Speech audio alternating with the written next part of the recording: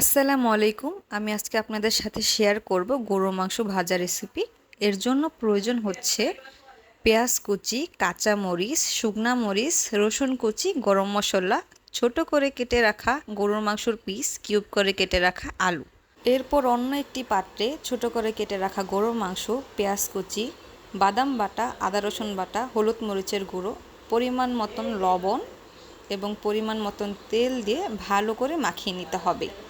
মাখানো শেষ হলে এর মধ্যে সামান্য পরিমাণ পানি দিতে হবে, যা আমার ভিডিও নেওয়া হয়নি, আপনারা অবশ্যই পানি দিয়ে নেবেন।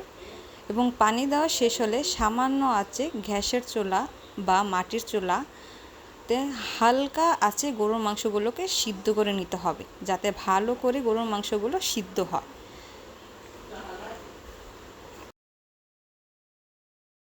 এরপর অন্য একটি কড়াইতে সামান্য পরিমাণ তেল, তার মধ্যে শুকনা মরিচ, রসুন কুচি, পেঁয়াজ কুচি, কাঁচা মরিচ, গরম মশলা দিয়ে ভালো করে নাড়াচাড়া করতে হবে।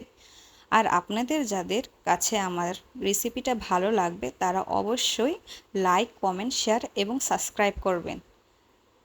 পেঁয়াজ কুচিগুলো ভাজা হলে এর মধ্যে দিয়ে দিতে হবে কিউব করে কেটে রাখা আলুগুলো ভালো করে নাড়াচাড়া করতে হবে। এরপর এর মধ্যে দিয়ে দিতে হবে গরুর মাংস সিদ্ধগুলো, যেগুলোকে একটু আগে ভালো করে কষিয়ে রাখা হয়েছে। গরুর মাংসগুলো দেওয়া হলে ভালো করে নাড়াচাড়া করতে হবে।